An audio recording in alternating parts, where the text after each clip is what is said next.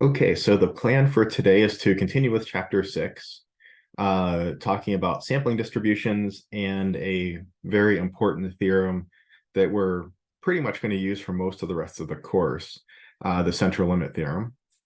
We'll use, when we talk about confidence intervals and hypothesis testing, we'll either use the central limit theorem directly, or we might use concepts that are built off of basic ideas that are similar to the central limit theorem. So we'll use this directly or this general idea for most of the rest of the course, definitely in the next couple of chapters and in some of the extra topics at the end of the course. And then we're going to start into chapter 7, confidence intervals.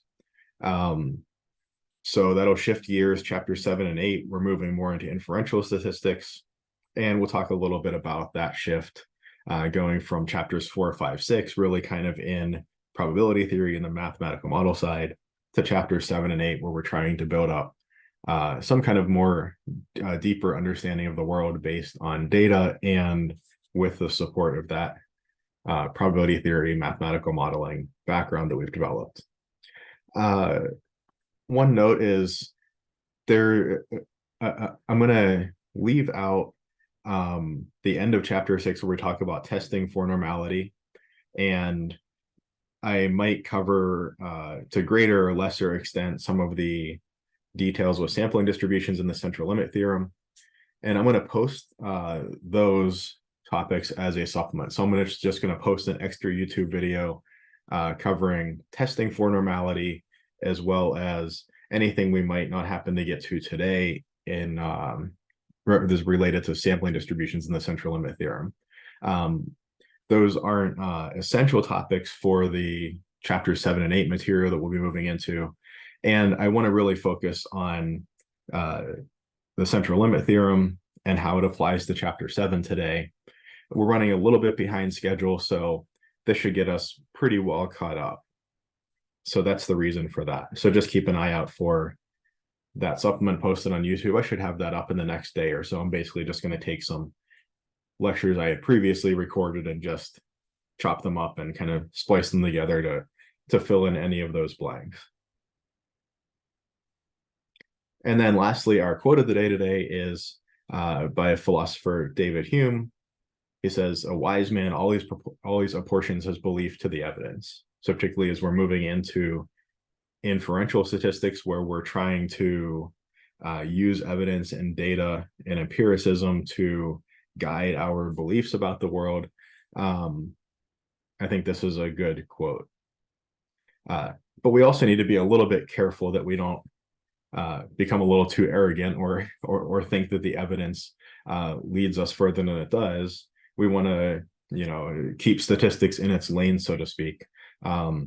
So it's good to keep in mind from the same philosopher the idea that sometimes titled Hume's guillotine, or sometimes called the is-ought problem, that things like science and data and statistics and these types of disciplines are very good at answering is questions. So how does the world work? And they're really not meant to answer ought questions like what should you do, right? So in other words, if you say, I want to do this thing, maybe statistics and science and so on can tell you how best to accomplish it, or a good way to accomplish it, or whether this approach is likely to accomplish your goal. But it's not going to tell you whether that's a good goal, right? If your ought is, I want to make all of the money in the world, well, maybe that's a good goal, maybe that's not a good goal. Maybe statistics and science can help you reach that goal, but maybe that's not a good life goal to have. So we leave the kind of questions about ought to, as I always say, the pastors and the philosophers. That's kind of the wisdom side of things. So we want to make sure that we, in statistics, that we stop short of saying this is what you should do in some kind of moral sense. We're trying to answer is questions, based on, if I can select it. I can't even select is, let alone tell you what you should be doing with your life. But we're trying to answer is questions here. We're trying to say, based on the data, what can we say is true about the world, and then you can take that and do with it what you may want to. Okay, so moving on to the next topic in chapter 6, sampling distributions and the central limit theorem. So first, we're going to look at sampling distributions. What is a sampling distribution? And here, let's start with an example. So let's consider a couple of different types of experiments. We could have an experiment where we flip a fair coin one time. We could have an experiment where we flip a fair coin 2 times in succession and then 3 times in succession. And one thing that we could think of doing is something like counting the number of heads that we get on 1, 2, or 3 flips, but we're going to switch it up just slightly. And we're going to say, I want to figure out the average number of heads per flip that I get on 1 flip, or the average number of heads per flip that I get on 2 flips, or the average number of heads per flip on 3 flips. So we're going to work through a couple of these, and this is going to be maybe a nice kind of recap of some of the chapter 5 material. So if you were feeling a little bit weak on some of that probability distribution stuff, this is an example. This is an opportunity to go through and practice that in this example. So let's start with maybe I'll do this in red so that it's easy to find. Let's start with the 1 coin flip case. And we have a random variable x that's the average number of heads on, in this case, 1 flip. Now, it seems a little silly to talk about the average number of heads on 1 flip. That's just the number of heads on 1 flip. But we're going to see when we get to n equals 2 or 3, there is a difference between them. So that's why I'm calling it the average number here. So I know that I have 2 outcomes. I can flip a heads, or I could flip a tails, equally likely.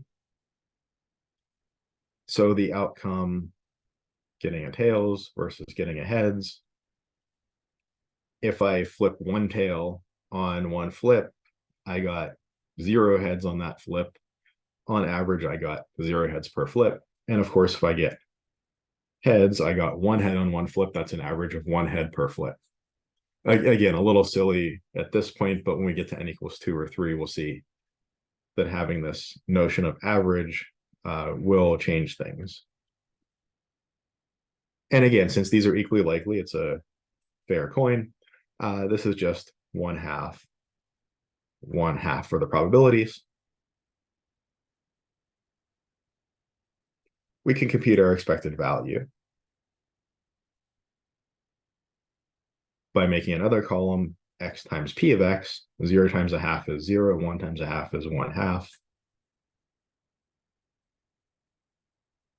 And we see the expected value is 1/2. On average, we get 1/2 of a head per flip.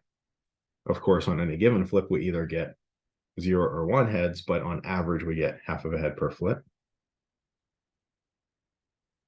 And we can compute our variance and standard deviation. We make another column for x squared.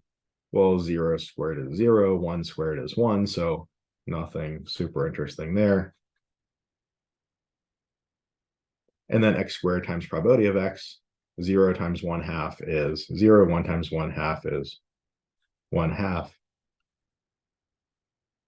Expected value of x squared is 1/2. The variance of x is expected value of x squared, 1/2, minus the square of the expected value, minus 1/2 squared. That's 1/2 minus 1/4 is 1/4. And our standard deviation of x is 1/√4, or 1/2.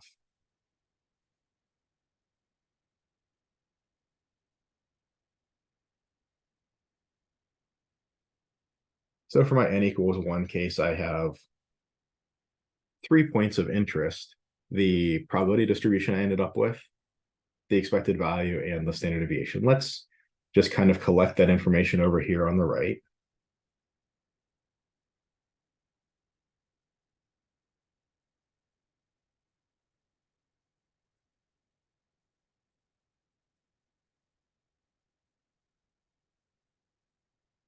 So I get 0 with probability of half and 1 with probability of half. So uniform distribution.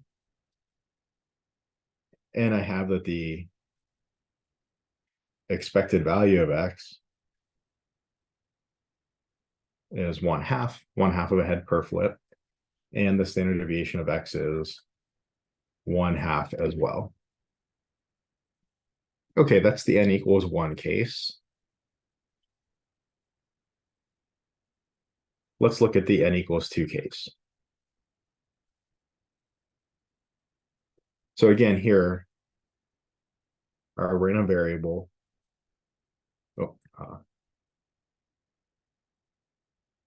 is the average number of heads on 2 flips. And in this case, since I'm really averaging things together, maybe instead of calling my random variable x, maybe I'll call my random variable x bar. I'm just giving it a different name. I could call it y or z, but I'm just calling it x bar because it's representing some kind of average. It's not necessarily the x bar from chapter 3. I'm just calling it x bar. Now on 2 flips, what are my possible outcomes? I could get heads on the first, heads on the second, heads, tails, tails, heads. We need to count those separately. Remember that discussion from chapter 4, and then tails, tails. What would be my outcome x bar, the average number of heads on 2 flips in each case? Well, for heads, I get 2 heads on 2 flips. That's an average of 1 head per flip.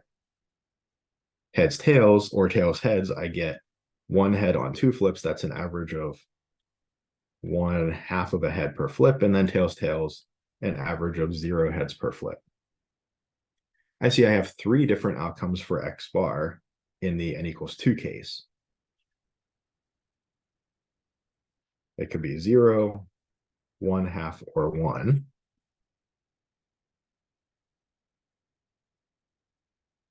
And keep in mind, these 4 scenarios are equally likely. 0 comes up 1 time out of 4. 1 comes up 1 time out of 4. And the number 4 comes up so often in math, and OneNote loves to make it a 9 for me, but I should just start writing my 4s like this or whatever, but I can't bring myself to do that. And then 1/2 comes up 2 times out of 4. I'll write it as 2/4. No big deal if you want to write it as 1/2, but I think it'll make the work a little easier. So slightly different distribution, no longer a uniform distribution.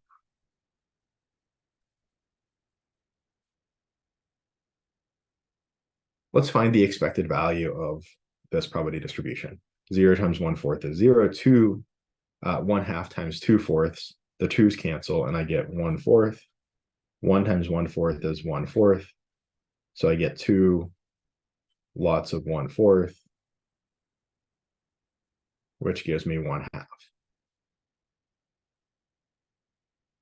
So my expected value of this random variable that I'm calling x bar is 1/2.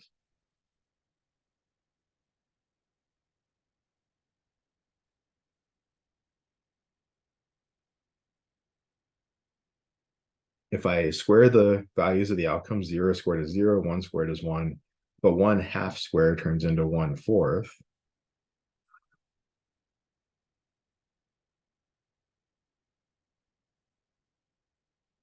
And then I multiply my outcome square times the probability. 0 times 1/4 is 0.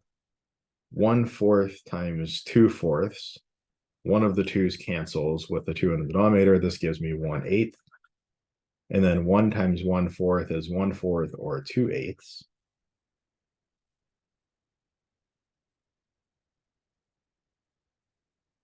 So expected value of x bar squared is 3/8.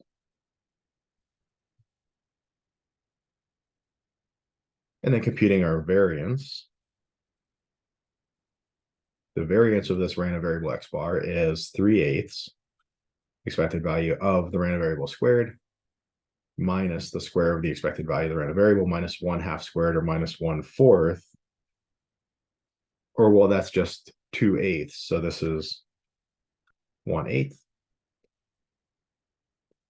And then the standard deviation of this random variable is the square root of that, or that's 1/2√2, which I'll choose to write as 1/√2 times 1/2.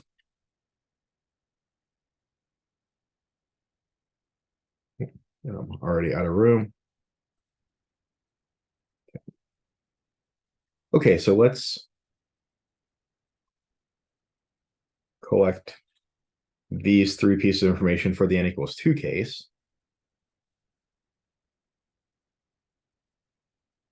Oh, I think I moved my markers around.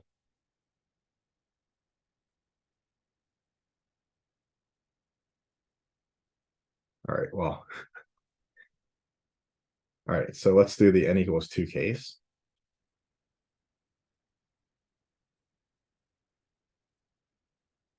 I'm going to try to keep this kind of in line here. Here's 0, here's 1, and here's 1/2. So 0 has probability 1/4, 1 has probability 1/4, and 1/2 has probability 1/2, twice as tall.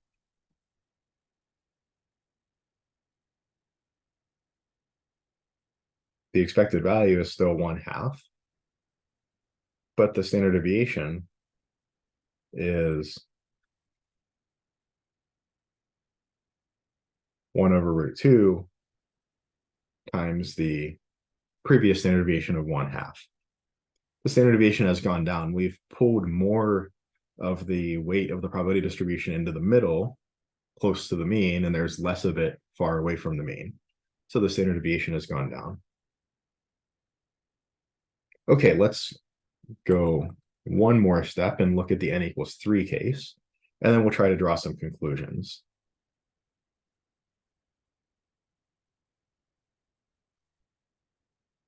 So for 3 flips,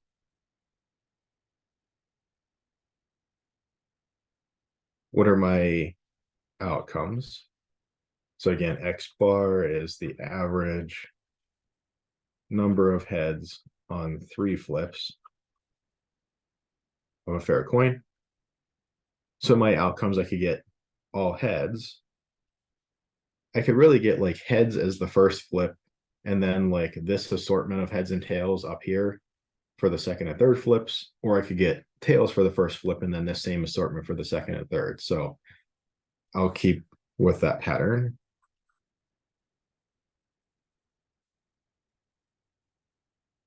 So this is heads first, and then whatever I get for the next 2. Or I could have tails first, and then that same pattern for the next 2. These are my 8 equally likely outcomes. What is X bar? The average number of heads on 3 flips in each case. Well, 3 heads on 3 flips, 1 head per flip on average. All tails, 0 heads on 3 flips, that's 0. When I get 2 heads on 3 flips, that's 2/3.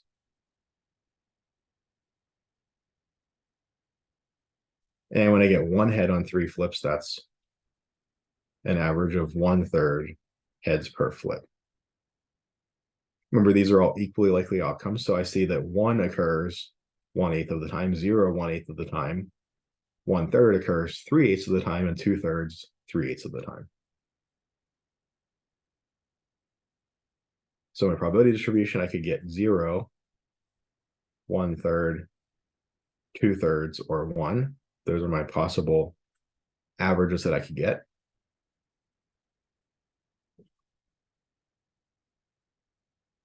The probabilities 1/8,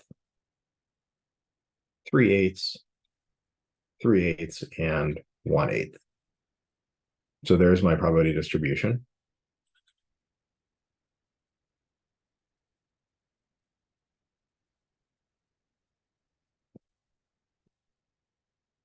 And let's go and compute the expected value and standard deviation. So this is 0. 1/3 times 3/8 is 1/8. 2/3 times 3/8 is 2/8. 1 times 1/8 is 1/8. Expected value of x bar is 4/8 or 1/2.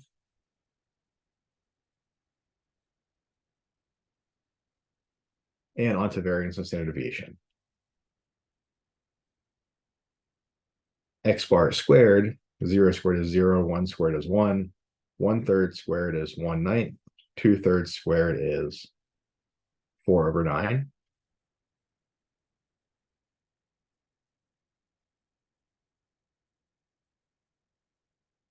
And then my last column, multiplying my x bar squared column by the probability, 0 times 1/8 is 0. 1/9 times 3/8. Well, one factor of 3 cancels. This gives me 1/24. 4/9 times 3/8. I can cancel one factor of 3, and this gives me 4/24. And 1 times 1/8 is just 1/8 or 3/24.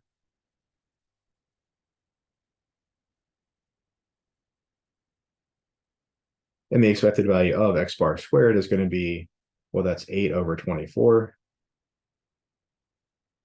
or that is 1/3.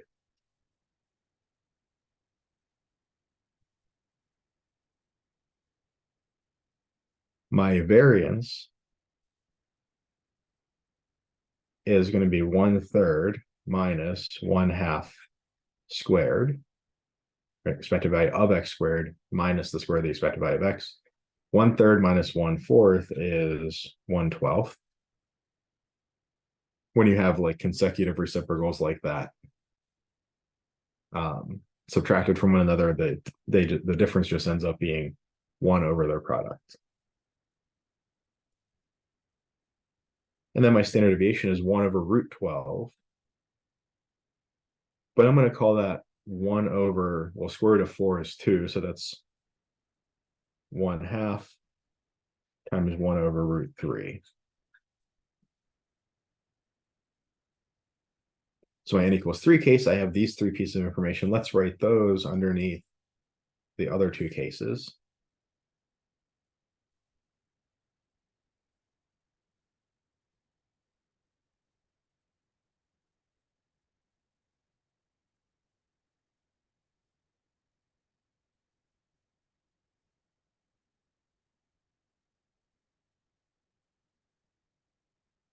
So here my possibilities are 0 and 1, just like before, but also 1/3 and 2/3. 0 occurs with probability 1/8, as does 1. And 1/3 and 2/3 are 3 times as likely. Oh.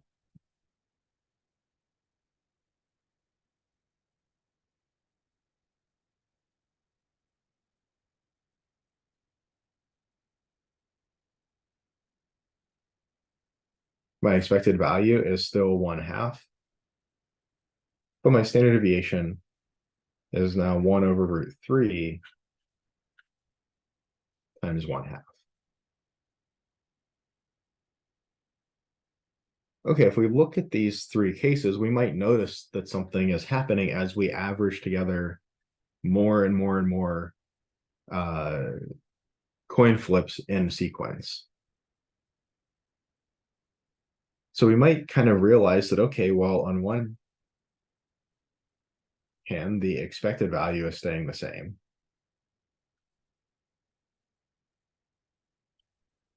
In other words, the average of the kind of underlying population, a single coin flip,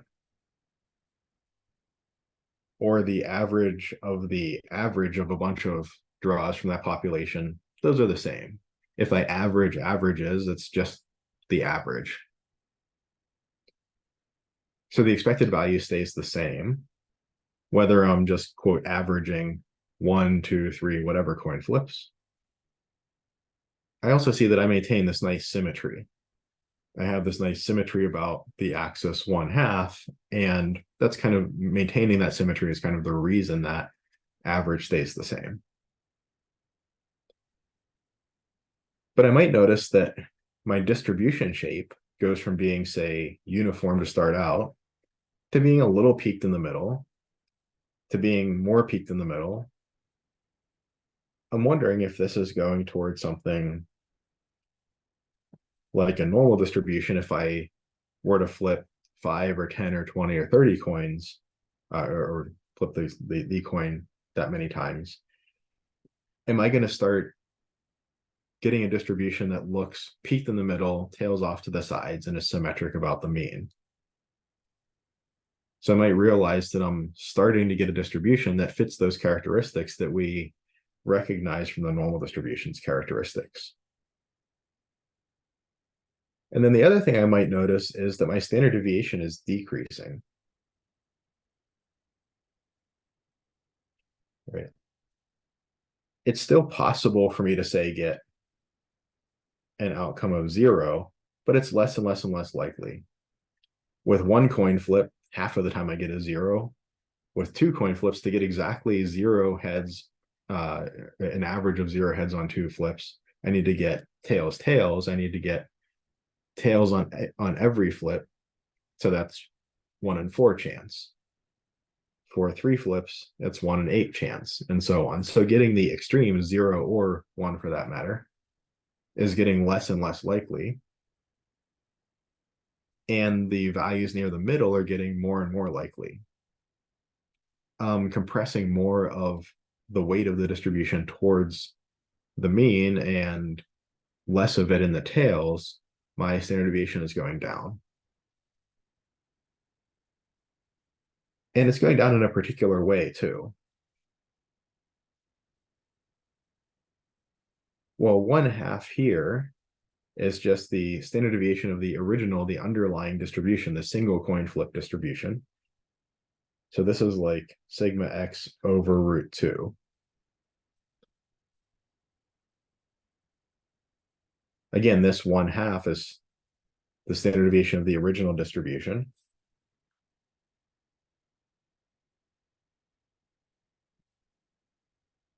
So for the n equals 3 case, the standard deviation that we computed was sigma x over root 3.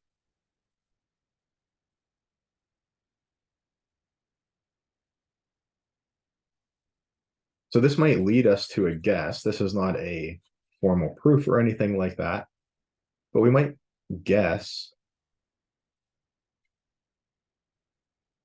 what a general n looks like, or let's say n large.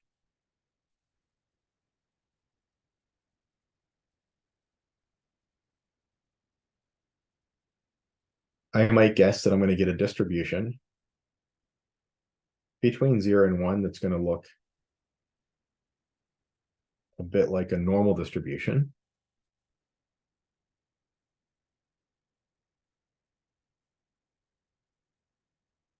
Still symmetric about 1/2, so my mean is still going to be 1/2. But my standard deviation might get smaller and smaller.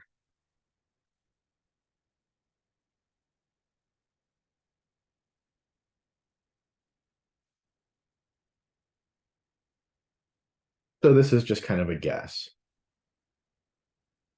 based on the pattern that we saw. It turns out that this guess is essentially correct. So this might lead us to ask some questions. Questions like, well, is it super important that we started with specifically this distribution? 50% chance of 0, 50% chance of 1. If I had an unfair coin, would something along these lines still happen? If I had a 6-sided die instead, and I was looking at outcomes related to that 6-sided die, or the sum or the average on 6 die rolls, does that change things? Does it change the details, or does that completely just blow the whole idea out of the water? And that's really what our central limit theorem addresses. Our central limit theorem essentially says that this kind of thing happens regardless of what distribution we start with. That as we average together more and more and more draws from a population, we approach a normal distribution, the mean stays the same as the mean of the underlying population, the standard deviation decreases by a factor of 1 over root n, where n is the sample size. So let's take a look at the central limit theorem.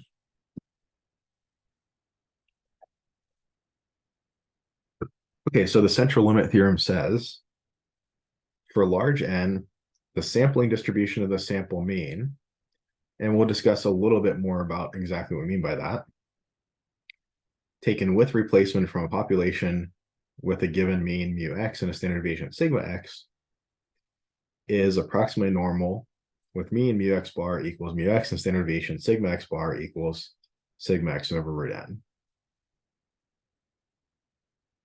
So the first thing that we see here is we're talking about the sampling distribution of the sample mean. So what does that mean?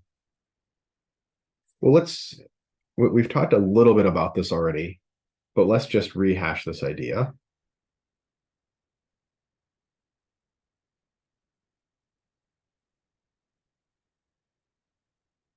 The idea of the sampling distribution of x bar. So if we think back to, say, chapter 3, we said we have a data set.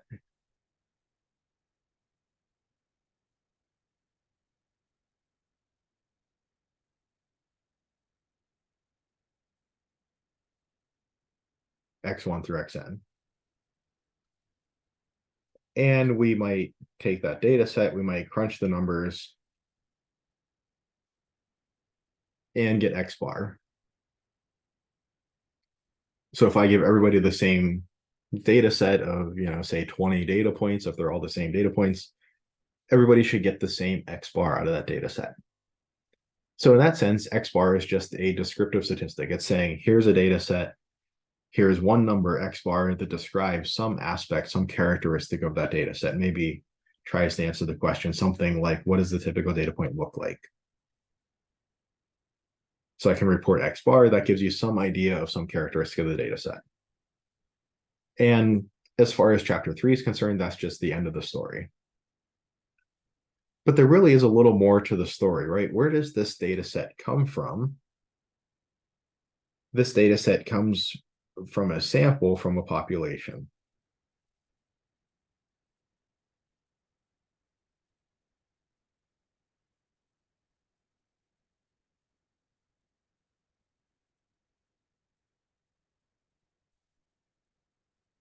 So this data set was gotten by a random sample.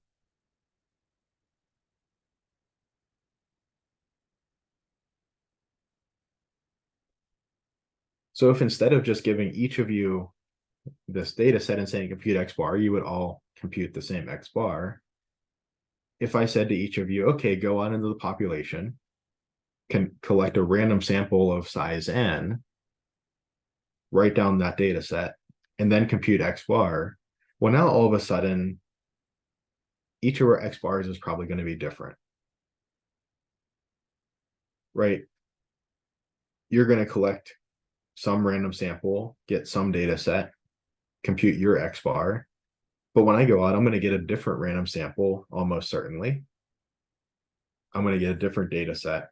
I'm going to get a different x bar. So we could think of this whole process as being like a probability experiment, where the randomness is coming from this sampling. Upon repeated sampling, collection of the data, and computation of x bar, we'll get different x bars. So maybe, one person gets x bar 1, another person gets x bar 2, another person gets x bar 3, and so on. We might get a whole bunch of different x bars.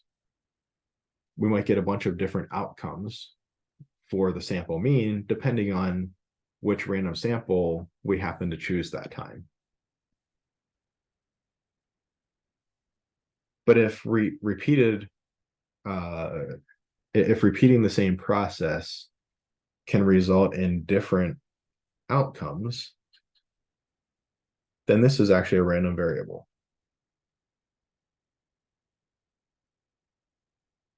And that's really the key idea here, is we realize that from this perspective,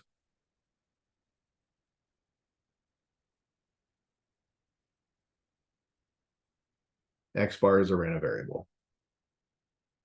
From the perspective of here's a data set, compute X bar, it's not random. Everybody should get the same X bar. But from the perspective of really what that X bar means, that we've taken a random sample from a population, gotten a data set, and then compute X bar, from that perspective, X bar is a random variable. The population has a population mean mu, so from the perspective of our sample mean X bar being an estimate for mu, then X bar is a random variable.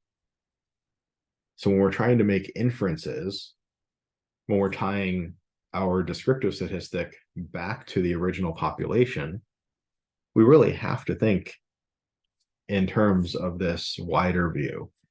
When we're trying to say that X bar is an estimate of mu, we have to treat X bar as a random variable. But X bar is a random variable, so it has the stuff that a random variable has. X bar has a distribution. There's some either discrete or continuous distribution for X bar. X bar has a mean. We might call it expected value of X bar, or we might call it mu subscript X bar. X bar also has a standard deviation. We might call it sigma subscript X bar, or just sigma X bar. So because X bar is a random variable from this perspective, it has all of the stuff that a random variable has, and in particular, it has a distribution. We call that distribution the sampling distribution of X bar, or the sampling distribution of the mean. So this is what we mean by a sampling distribution. From the perspective of, from the perspective of starting with a population, taking a sample, from that sample, computing our descriptive statistic, repeating that a whole bunch of times, our descriptive statistic, then we think of it as a random variable, where that randomness comes in from the random sampling. And then as a random variable, whether it's X bar or the median or something else, whatever sample statistic we're talking about, we think of it as a random variable with a distribution, with a sampling distribution, as we would call it. And we think of it having that distribution having a mean, a standard deviation, etc.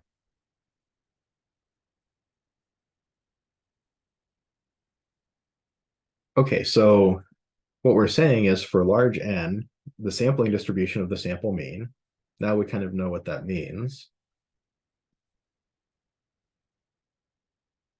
So for large N, the distribution of the random variable X bar, when this sample is taken with replacement from a population with mean mu X and standard deviation sigma X. What can we say about that? We can say that it's approximately normally distributed with mean mu X bar equals mu X. The mean stays the same. The mean of the distribution of sample means is just the same as the mean of the original population. I'm just kind of averaging averages in a sense. That's just the same thing as doing an initial average. And a standard deviation that goes down.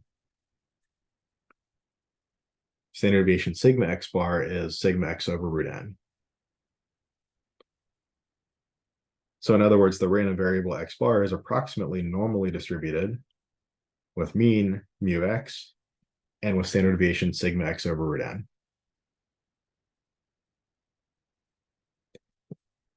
Okay, so let's look at some notes here. This is one of these for large n theorems, just like the law of large numbers. So mathematically speaking, really what the central limit theorem is it's something that holds in the limit as n goes to infinity, but of course we never have infinitely large sample sizes. What is a large enough sample size to reasonably be able to apply this conclusion?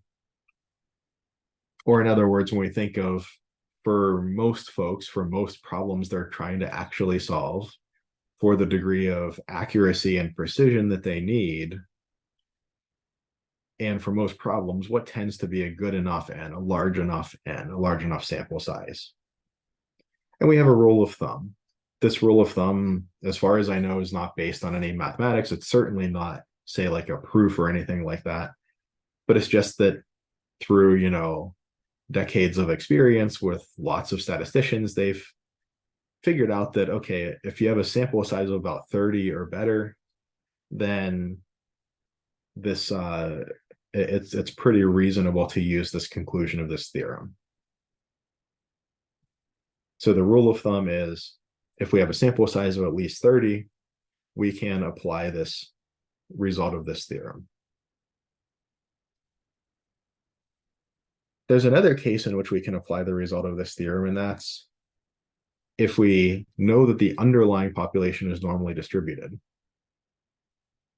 One of the really powerful pieces of the central limit theorem, which is the next point here,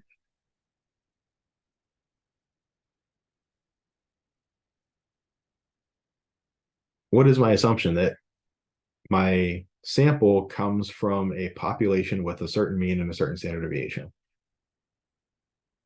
I said nothing about the distribution of the underlying population. That underlying population might be uniform. It might be an exponential distribution. It might be some crazy bimodal distribution or some skewed distribution. The theorem still applies. It really doesn't matter what the underlying population is. All underlying populations, when we start averaging together more and more samples from them, or larger and larger samples, they all tend to a normal distribution. Which maybe brings up another interesting question. Well, that seems kind of strange. It seems like, I mean, I think most of us would have guessed that, like, a uniform, what distribution it's going to converge to as n gets larger and larger.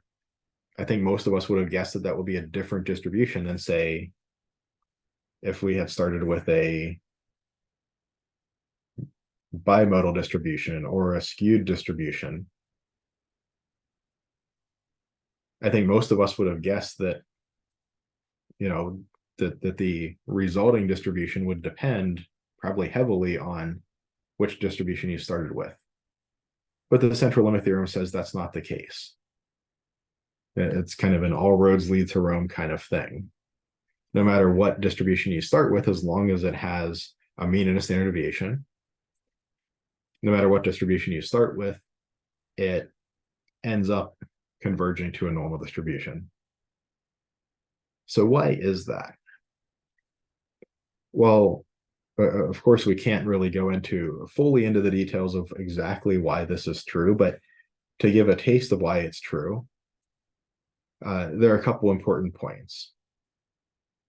The first is that if we have two normally distributed random variables, their sum is also normally distributed.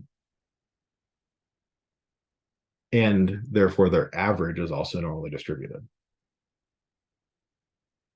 This might seem like, kind of a vacuous statement. You might say, wasn't this true for everything? Isn't it true that if I had two exponentially distributed random variables, that their sum is exponential, or two binomials, their sum is binomial, or two uniforms, their sum is uniform? You might think this applies to any distribution, but this actually doesn't. This is actually a very special property of the normal distribution. Two exponentials added together doesn't give an exponential. Two gamma distributions added together doesn't give a gamma distribution. So having this kind of stability property where if I have two normally distributed random variables and I add them together, or if I average them, that's essentially the same thing, I get a normal back. That means basically if I start with a normal population and start taking averages of larger and larger sample sizes, my averages are still exactly normally distributed. So that's why this special case is noted up here. But then why should it be true that any distribution, any underlying distribution, when I take averages of larger and larger sample size, converges to a normal? Well, it's because it's the only attractor. Well, particularly it's the only attractor with finite variance. There are some others, like say the Cauchy distribution, but it has infinite variance. And we said that we have to be able to write out the standard deviation. The standard deviation has to be a real number, so we can't be dealing with a distribution that has infinite variance.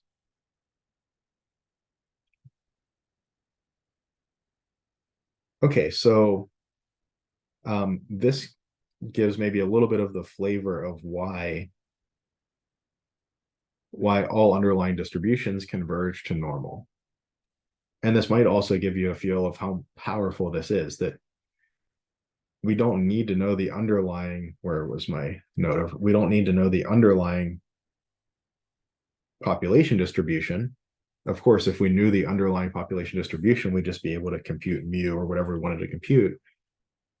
But again, we're almost never in that situation. We're usually in the situation where we have a sample. But I know the distribution of X bar now, at least under, at least approximately under this rule of thumb.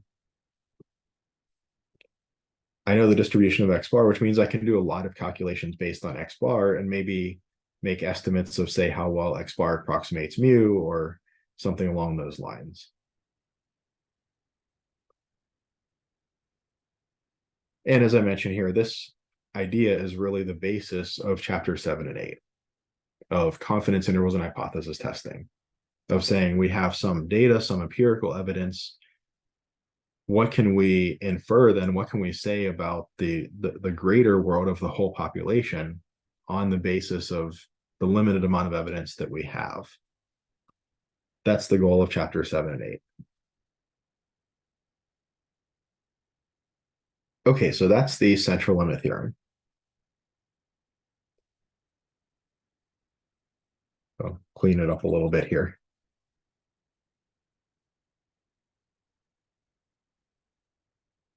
And so again, kind of roughly speaking, what it says is that what we had kind of guessed from this progression up here does actually work for this special case, but also for essentially all cases, as long as we're not starting with some kind of crazy distribution with infinite variance. As kind of a side note, the actual proof of this attractor thing, the reason that the normal distribution is the distribution in the central limit theorem, it's actually a really elegant mathematical proof. Basically what it deals with is this certain type of stability that has this parameter alpha, and you go through the proof and this parameter alpha becomes very important. And I'd have to think to remember which way it goes, but basically, so I might say it backwards, but it's something like, in order to impose finite variance, you have to have, say, alpha bigger than or equal to 2. And in order for it to be an attractor or to have the stability property, alpha has to be less than or equal to 2, or maybe the other way around. But if I want to have finite variance and stability, the only overlap between these alpha bigger than or equal to 2 interval and alpha less than or equal to 2 is alpha equals 2. And the case alpha equals 2 is exactly the family of all normal distributions. So it's a really elegant mathematical proof. It's the kind of thing that mathematicians and statisticians and people love. It's just really kind of cool how that turns out, that it's like there's this one teeny tiny, one number overlap between these two infinite, and I guess not infinite, but infinite interval in one direction and large interval in the other direction. And that one overlap specifically plucks out just the normal distributions and clarifies why the normal distribution is the distribution that comes out of the central limit theorem. Okay, so we have the central limit theorem for the mean, this statement that means look like normal distributions. Can we make a similar central limit theorem for a proportion? So again, here we have a sample proportion. We have a population. We take a sample.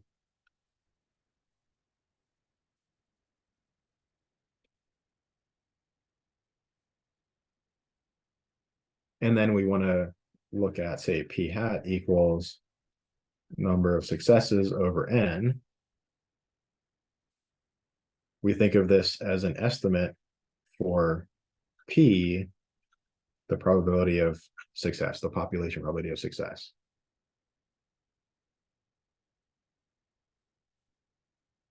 So the same way that x bar is an estimator of mu, x bar computed from a sample, from a sample that was randomly taken from the population, is my best guess at what the population mean is. In the same way, p hat is my best guess at p, the underlying probability of success. Can I leverage what I did above with x bar to make an argument for the distribution for p hat? So if we're interested in the probability of success, the population probability p, estimating it by p hat, we have a bunch of different outcomes in our sample. We have a bunch of different draws from our population, y1 through yn. And if we're looking for probability of being in the event, we can just relabel each of these outcomes, y1 through yn, as 0 if it's not in the event, and 1 if it is in the event. So 0 means that individual data point is a failure, it didn't end up in the event. 1 means that it's a success, it did end up in the event. And then we can note that p hat is just the number of successes over the number of trials, or that's just the sum of the xi's over n. But that's just, if I add up the x's and divide by n, that's just x bar. So anything that I can save for x bar, I can really save for p hat, or probability of an event, by the central limit theorem, just adapting the central limit theorem for x bar. For large n, p hat, the sampling distribution of the random variable p hat, is approximately normal with mean. Well, the mean is going to be the population probability of success, p, and standard deviation. Well, the underlying standard deviation is root p times 1 minus p. That was from back in our binomial distribution section. So this is root p times 1 minus p. This bit here is like sigma x, the standard deviation for one trial. And then over root n, where the root n comes from here. But if I have square root over square root, I can just wrap that under a single square root. So my standard deviation is root p times 1 minus p over n. And here we have a slightly different rule of thumb. we consider n to be large enough to apply the result of the central limit theorem if essentially the number of successes and the number of failures is both at least 5. Or if np is bigger than or equal to 5 and n1 minus p is bigger than or equal to 5. If we have some kind of crazy situation where like probability of success is very, very low or very, very high, we're maybe a little bit too skewed to apply the result of the central limit theorem for kind of moderate values of n. So if p is really small, we need a very large n to kind of counteract that. Or if p is very large, then 1 minus p is very small. And again, we need a large n, we need a large sample size to really flesh out those tails near in the left or right kind of extreme. Okay, so let's take a look at a couple examples. So our first example, SAT scores. Let's assume the national average SAT score, math plus verbal, is 1028. And suppose that we know the population standard deviation is 100. If the scores are normally distributed, compute the probability x bigger than 1050. The probability that a single student's score is above 1050.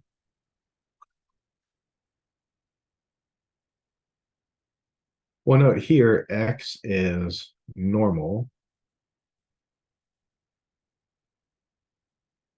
with a mean of 1028 and a standard deviation of 100.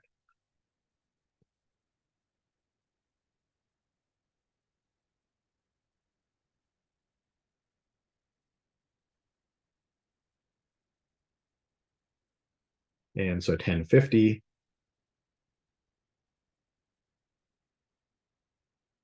is over here to the right. I think I wrote that line a little too far to the right, but I wanted to be able to see the number that I wrote down there.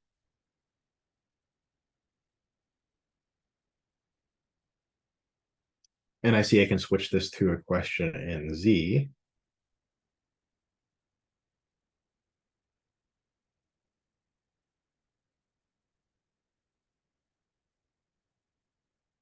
I need to figure out my Z score for 1050.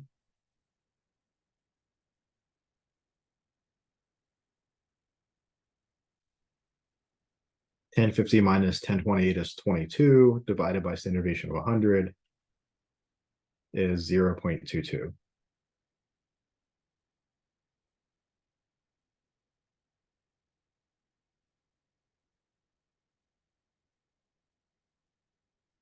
And then I could either use complements or symmetry here. I guess I'll use symmetry.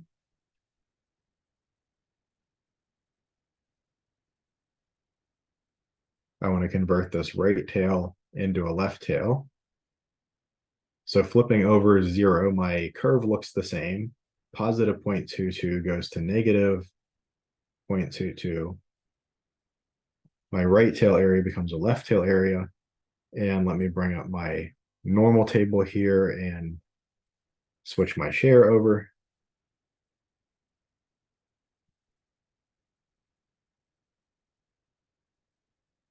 So we are now looking for the probability Z is less than negative 0.22.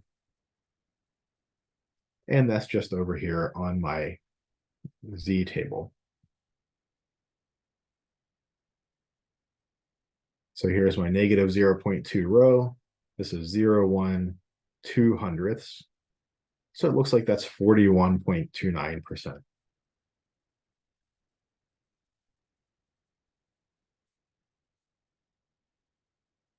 Okay, so just the warm up general normal distribution problem. Now, what about part B? Compute the probability that the average of 30 student scores is above 1050. Probability that X bar is bigger than 1050. Well, what's the distribution of X bar? By the central limit theorem,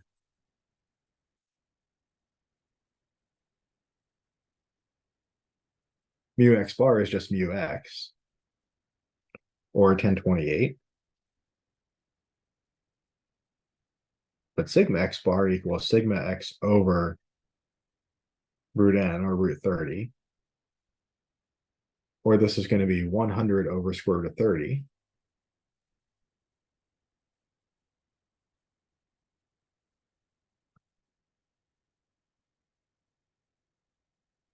And that gives me about 18.3.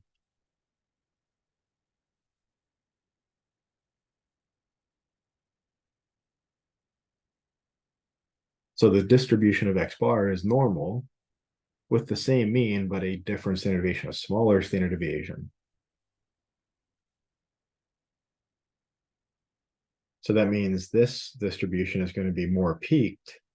The tails are going to be smaller than the one before.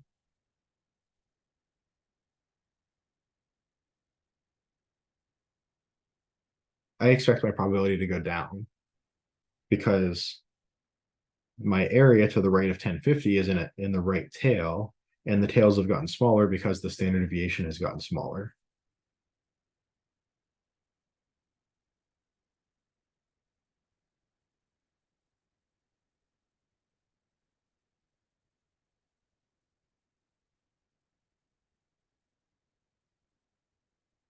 So to answer this as usual,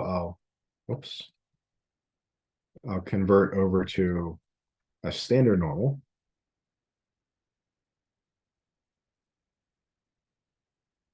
So the z index of interest is the x index minus the mean over the standard deviation, over 100 over root 30, or just over 18.3 approximately.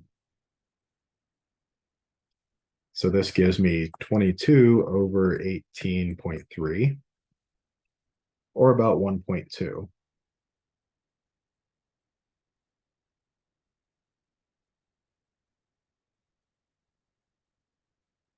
So even though my pictures aren't the greatest because 0.22 would have been really close to 0, and I wanted to be able to see both of those numbers, but for this uh, part B here, this 1.2 area, the area to the right of 1.2 is much further into the tail than the area to the right of 0.22.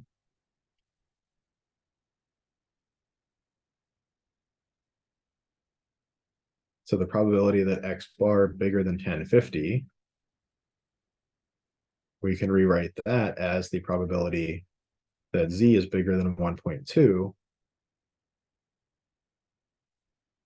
And that's the probability that z is, and I won't write the picture because we kind of already did it up here, but if we flip over, the 1.2 becomes a negative 1.2, and the right tail area becomes a left tail area. Probability z less than negative 1.2 on my table is right here, 11.51%.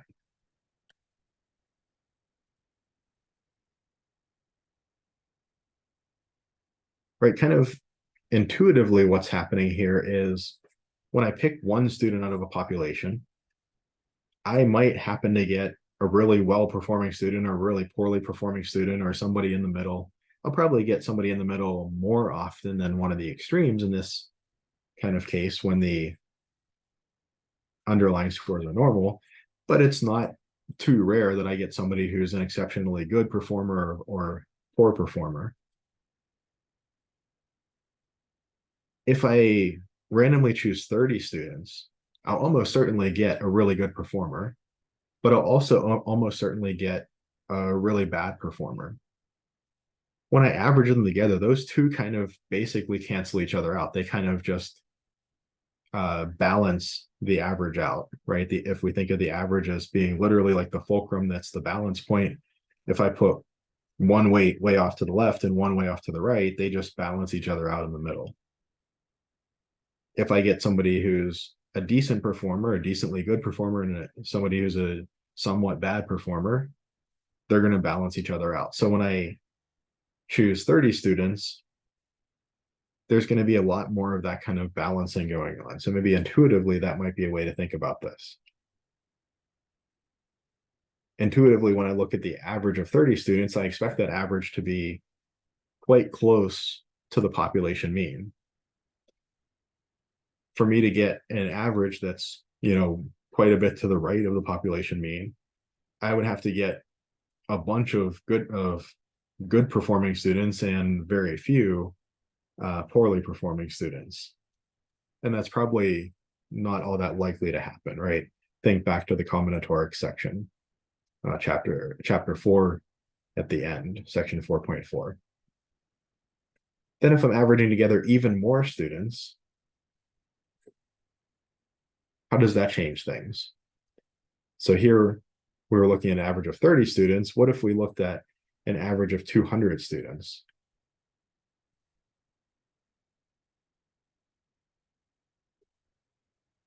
So x bar by the central limit theorem is normal, with mu x bar is 1028, right? Just the same as mu x.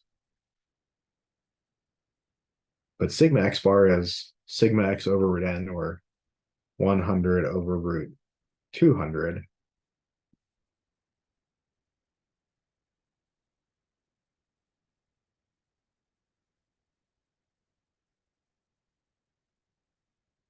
I don't think I actually saved any keystrokes by doing that, but looks like about 7.1.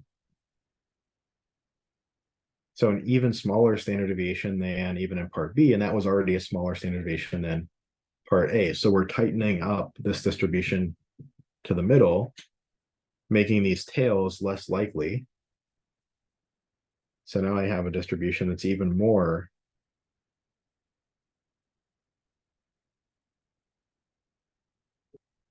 heavily concentrated in the center. And again, my pictures don't really do it justice because 1050 is quite close to 1028 in this distribution, so we'd have had to write it almost over top of one another. And this is x bar, as is this distribution.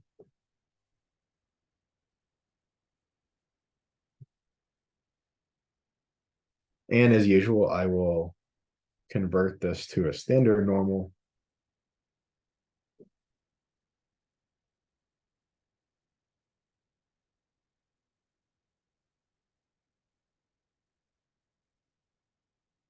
With my new standard deviation, 7.1. And so here I have 22 over 7.1, and that gives me 3.10. So we now have, we went from a 0.2 sigma event, or basically a coin flip, to a 1.2 sigma event, to a 1 standard deviation event, to a 3 standard deviation event. Probability that x bar with 200 students is bigger than 1050 is the probability z is bigger than 3.1.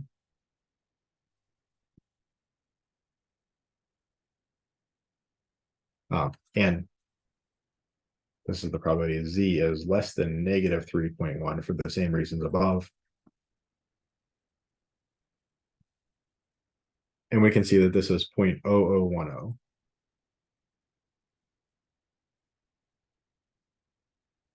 Or 0.1%, or 1 in 1,000. So we went from 40% roughly chance, 2 parts in 5, of a single student scoring at or above 1050, to an 11% chance, call it 1 in 9, that the average of 30 students scores is above 1050, to something like a 1 in 1,000 chance that the average of 200 scores is above 1050. The underlying population mean did not change.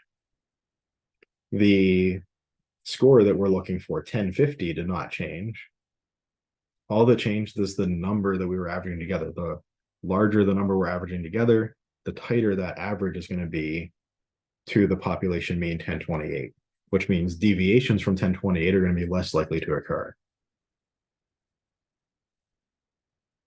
And likewise, if we had chosen an interval that included 1028 instead of excluding it, if we had chosen probability X less than 1050, which would have included 1028, that probability would have gotten larger because of the concentration of more and more and more mass near 1028.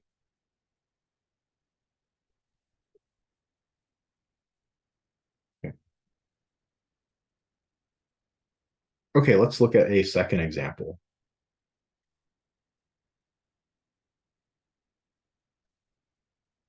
So here we have an elevator that is rated at 3,125 pounds. This might be something like a 2,500 pound estimate plus a 25% safety factor. And it claims a maximum safe occupancy of 16 passengers. Let's see if we think that these two numbers are in concordance with one another. If we think that if we loaded the elevator with 16 passengers, if it would likely be overloaded over 3,125 pounds.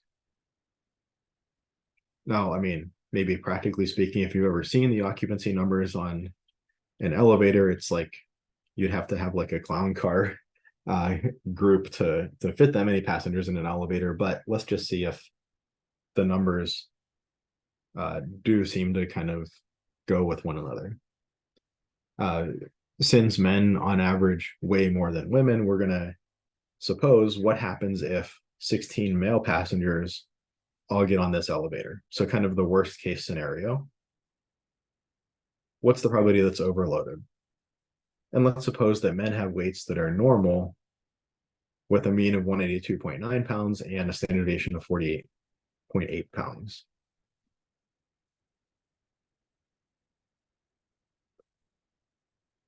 Now there's two approaches that I could take here. I can make a random variable, call it X, that's like X1 plus X2 plus X16. And I could ask the likelihood that that random variable is above 3,125 pounds.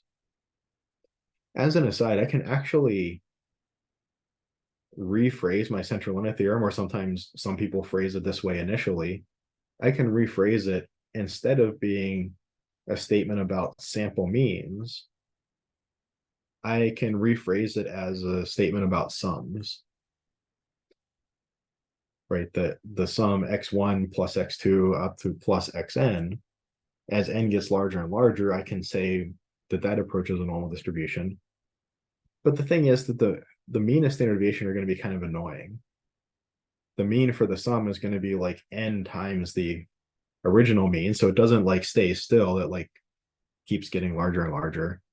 And the standard deviation is going to be like square root of n times the original standard deviation. It's just going to be kind of really annoying to deal with that. But what could I do? I could instead divide everything by n and divide everything by 16. And now I'm asking a question about the average weight for a sample of size 16. And here the central limit theorem applies directly. Note that we assumed the weights are normal. So even though n less than 30, so we don't get our rule of thumb here, but because we have a normal population, we can apply the results of the central limit theorem without concern. If n was below 30, like it is here with 16 passengers, and also I didn't know what the underlying population distribution was, then I might be hesitant to apply the results of the central limit theorem. I might say, I'm not sure that this is a large enough n that really that kind of convergence to normality is really going to take hold. But here, because we have normal underlying population, we're good to go. And in fact, with a normal underlying population, we do even better than the central limit theorem. It's not just that it converges eventually to a normal, it is normal from the outset. So really, technically speaking, we're not really even using the central limit theorem here. We're just using a property of normal distributions. But we kind of wrap that case in with the central limit theorem.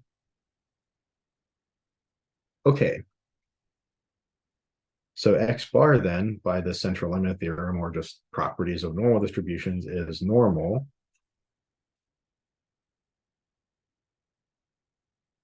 with a mean.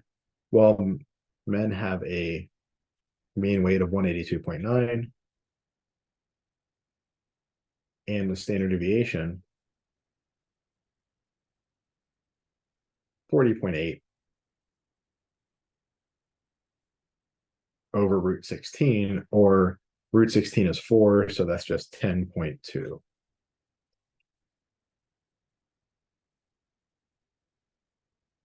And our question is, what is the probability that this random variable X bar is bigger than 3125 over 16, or what is that? Let's see.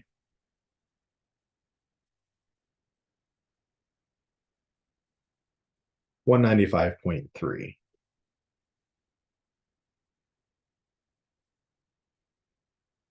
I mean, at least it's good that 195.3 is bigger than the average weight for a guy, right? So that's at least in the right direction.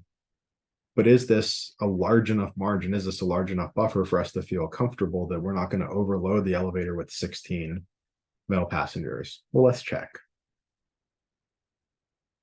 Right, this is the probability that the elevator is overloaded. So the probability of something bad happening. So we would like this number to be small. Let's see if it is.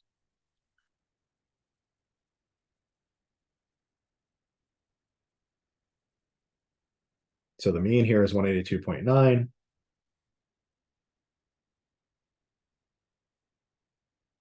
And we're looking for that area. At this point, basically, once we get to this step and we say X bar, this random variable is normal with this mean and the standard deviation, from that point forward, it's just really a normal distribution calculation. I mean, we've used the central limit theorem here. The central limit theorem really doesn't come into play again. The sampling distributions idea doesn't really come into play again, at least not as far as the calculations are concerned. We just go on autopilot. We just say, okay, how do I solve these normal problems? Well, I convert to a standard normal. I need to know my Z index that corresponds to 195.3. X minus the mean over the standard deviation of 10.2. We just plug that in the calculator. 195.3 minus 182.9. Divide that by 10.2, 1.22 or so. So it's not really promising, right? This is a 1 sigma event. Probably going to be pretty likely that we overload the elevator with 16 men.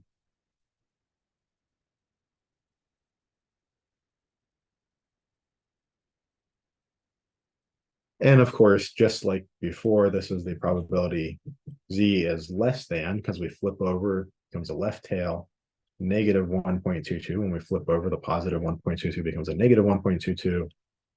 And we look this up on the table. Probability Z less than negative 1.2. Here's 0, 1, and 2/100ths. So that's 11.12%.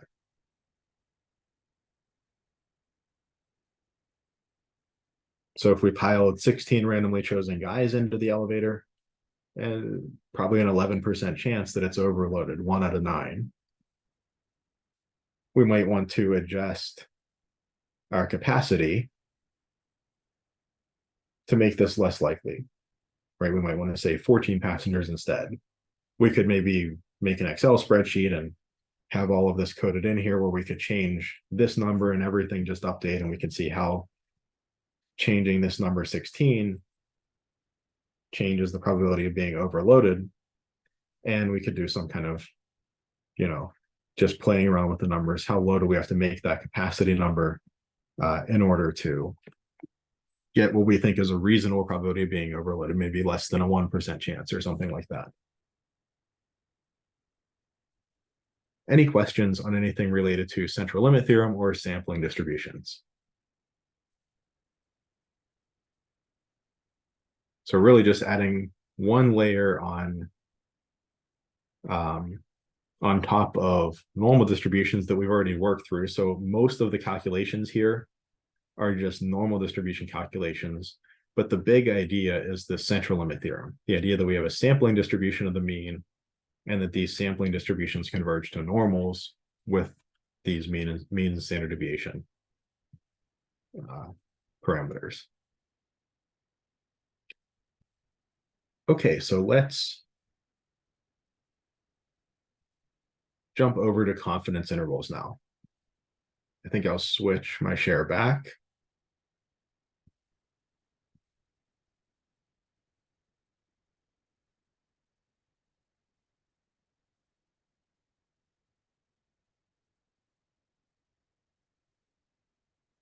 Okay, so for our last 20 minutes or so, let's talk about confidence intervals.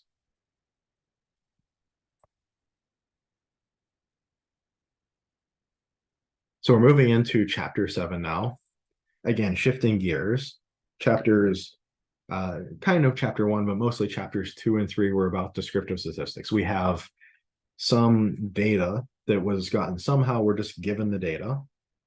And then we want to describe it. We want to give maybe a picture or a number that does a better job of describing the data than just throwing the raw data set at somebody. Here's 10,000 numbers. You can't make heads or tails of that. But if I tell you here's the mean or here's a line graph, that's much more helpful. So we're staying kind of within the data set. We're crunching a lot of data down to a couple numbers or one picture or something to describe it a little better to somebody. Chapters 4, 5, and 6, we said, okay, we're going to shift gears quite a bit and we're going to go with, we're going to build up a mathematical model. We're essentially thinking of things from the opposite perspective where we know everything there is to know about the population and we're interested in what might happen on a given sample. What might happen on a given roll of the dice if we know how the die is loaded or how the probability of 1 through 6 actually exists. In chapters 7 and 8, our goal is to try to bring those two ideas together. To say, okay, if I go out in the real world, I collect a sample from a population, I have some data now, I have some ability to understand what that population is like, but I don't have the whole population, of course. Maybe I compute something like X bar, maybe I compute a descriptive statistic, and I would like to know mu, but I can't know mu. That is too costly. It takes too much work. I won't get cooperation by everybody, things like that. I'd like to know mu, but I can't know it. I have X bar. My best guess at mu is X bar, but is that a good guess? Is that a terrible guess? How do I make an estimate of how good of a guess of mu I have by using X bar? Or here I'm going outside of my data set, right? I have my data set of 100 data points and I want to know something about a population of 1 million people. I'm taking a characteristic of my data, my 100 data points, X bar, and trying to infer something about mu, the similar characteristic that applies to 1 million people in the population.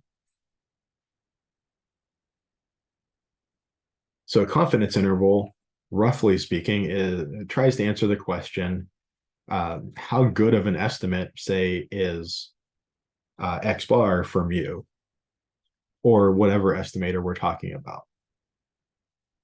So first we have to talk about estimators a little bit. So as I kind of mentioned, X bar is an estimator of mu. I would, and here we're going to just focus on the mean, but we could say similar things for other parameters and statistics that we might be interested in.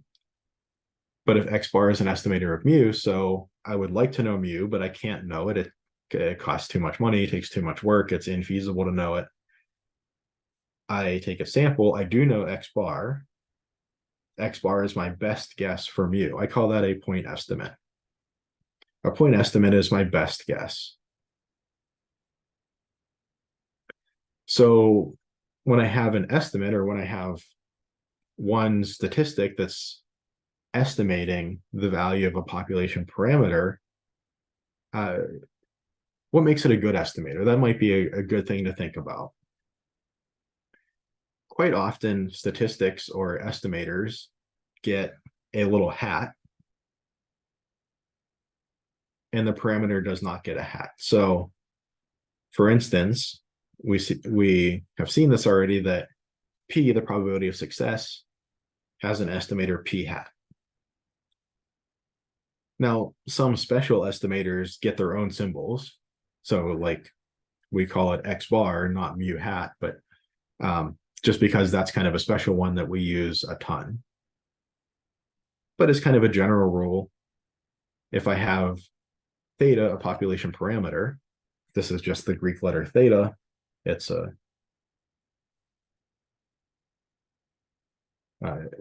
in current parlance, something like a TH, or like an aspirated T. But I have a population parameter theta, and I want to estimate it by a sample statistic I'm going to call theta hat. And we want these three things to be true of our estimator to call it a good estimator. First, we want unbiasedness. If we remember, there was an issue of estimator bias in the sample variance S squared. If we just did kind of the naive thing and divided by n, we would have ended up with a biased estimator. And that would not have fit our criteria here for what we would call a good estimator. What do we mean by unbiasedness? We mean that on average, our sample statistic should equal the population parameter. So roughly how you can think about this is if you took a big population, size 1 million or something, and you looked at all of the possible samples of size 100, there's going to be a huge amount of them, but it's going to be finite. There's going to be a ton of possible samples of size 100, but in theory, it's finite. In practice, it's more than you could ever calculate with a big computer, but in theory, it's finite. And we could go through each of those and say, okay, for this first sample that I could have gotten, say person 1 through person 100, what would be my sample statistic for that sample? For person 1 through 99, skip 100 and then go to person 101. What would be the sample statistic there? You could iterate through all of these and then average those sample statistics. And that average should be exactly what the population parameter is. And we saw this for X bar, that the expected value of X bar is the expected value of X1 plus X2 through Xn over N. But the expected value is linear. We can pull out that constant 1 over N, and the expected value of the sum is the sum of the expected values. And the expected value of each individual outcome is just mu. So we have mu added to itself n times, and then divided by n, and mu over n is just mu, right? So we don't have to iterate over every one of our possible samples. We can use some more abstract reasoning that we built up in chapter 5. So for instance, the expected value of X bar is mu, so it satisfies this first criterion, this unbiasedness criterion for being a good estimator. Second, we want to know that as our sample size gets larger and larger, our sample statistic converges to the population parameter. So we call this convergence, that as n gets larger and larger, as our sample size gets larger and larger, the sample statistic computed based on that sample approaches the population parameter it's supposed to be estimating. For example, for X bar, see the law of large numbers that says that X bar goes to mu. This isn't the same as being unbiased. So for example, We could have an unbiased estimator where we just say flip a coin and my estimator is either mu minus 1 or mu plus 1 if I get tails or heads. Since that has equal likelihood, the expected value is equal to mu, it's unbiased, but it doesn't converge. It's always going to be exactly one off. So there's these two ideas of kind of accuracy and precision, and some people liken it to, if you have a target with a bullseye and you have a bunch of arrows that you shoot, you could have, say something like on average, I hit a bullseye if I shoot like that, but none of them actually hit the bullseye. Or if I hit the bullseye like basically every time, then I've hit the bullseye a bunch of times. And then also minimum variance. So this convergence in number 2 should be a fast convergence. So as far as good estimators, what are good estimators we've encountered already? Well, we know that X bar is an estimator of mu. The sample mean is an estimator of the population mean, and it's a good estimator. We've essentially shown that up here. S squared, the sample variance computed with the over n minus 1 detail, is a good estimator of sigma squared. The sample variance is a good estimator of the population variance.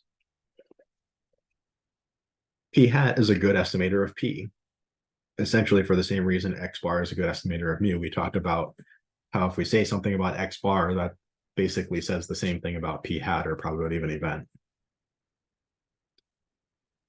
Unfortunately, it turns out that S is not a good estimator of sigma. The sample standard deviation is not a good estimator of the population standard deviation.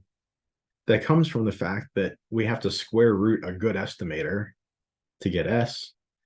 And this annoying thing called Jensen's inequality pops up, and it says, well, when you apply a nonlinear transformation, that kind of just messes up all of these nice properties. But for our purposes, we're going to say it's a good enough estimator that we're just going to say it's approximately a good estimator, and we'll treat it as one. So we're just going to pretend that S is a good enough estimator for our purposes of sigma, and we'll treat it as a good estimator. We'll take that to be essentially a rule of thumb. For our purposes, it's good enough. If you're interested in this, you can look up the sample standard deviation. There's a Wikipedia page on it that's actually quite good. And you can look up sample standard deviation and really estimators of sigma, and you can see that it's a huge rabbit hole. You can go down this huge rabbit hole of finding better and better estimators for the population standard deviation. It's not at all a trivial thing. So we're just going to take S to be a good enough estimator of sigma for our purposes in this course. But here's the problem, though. When I say is a good estimator, kind of what I mean is it's the best one around, right? So X bar is a good estimator of mu. It's in some sense the best one we have, but we would like to know how good is it, right? If I'm estimating the height of a building, maybe my best guess, maybe I have 5 methods of estimating the height, and the best guess is that it's 100 feet tall. But is that 100 feet plus or minus 1 foot, or is that 100 feet plus or minus like 50 feet? Just because it's my best guess doesn't mean that it's actually a good guess. That's what we would like to discuss next. So X bar is an estimator of mu. It's a good estimator, but how good is it? How reliable is it? How confident can I be that it's going to be quite close to mu? And if you've ever taken a lab-based science class, physics or chemistry or something, you know that you don't just do an experiment once and write down your number and then do your calculations based on that. You do it a whole bunch of times, right? Because you want to get an idea of not only what is your best guess, but what's the margin of error. A guess without a margin of error is meaningless from the standpoint of folks in the applied sciences. So that's really our goal here. Our goal is to say, okay, X bar is my best guess of mu, but how good is it? Well, I'm say something like 95% confident that, roughly speaking, mu is between these two numbers, a lower and an upper bound, right? in our building example, that's like saying my best guess the height of the building is 100 feet tall, and I'm 95% confident it's between 90 feet and 110 feet tall. That's a much better statement than just saying my best guess is it's 100 feet tall, because then I have no idea what the margin of error is in that estimate. So when we come back next week, this is going to be our goal is to construct from first principles a confidence interval, which is an interval estimate like this, like what I just mentioned, for mu. And we'll start by assuming the sigma is known. So we don't know mu, we do know sigma. We'll go through the math and we'll compute that carefully. And my line got cut off here. And then you might say that's a little, well, we'll do the same for p and p hat. And then you might say that's a little bit strange that we don't know x bar, but we do know sigma. And so then after that, we'll talk about finding a confidence interval for mu when sigma is unknown. And that'll throw another little wrench into the problem. We won't be able to do that from first principles, but we'll be able to hopefully make an argument, a convincing argument that that what we derive from there is actually true. Okay, so that's what's coming up. I would strongly recommend reading through sections 7.1 and 7.2 before next time, just to get a glance, maybe even glancing through 7.3, but just to get an idea of, to rehash some of what we talked about here and to get an idea of what we're going to cover next time when we develop these confidence intervals. So I would recommend reading ahead a little bit. Oh, I see there's a question in chat. Oh yeah, no problem. So I recommend reading ahead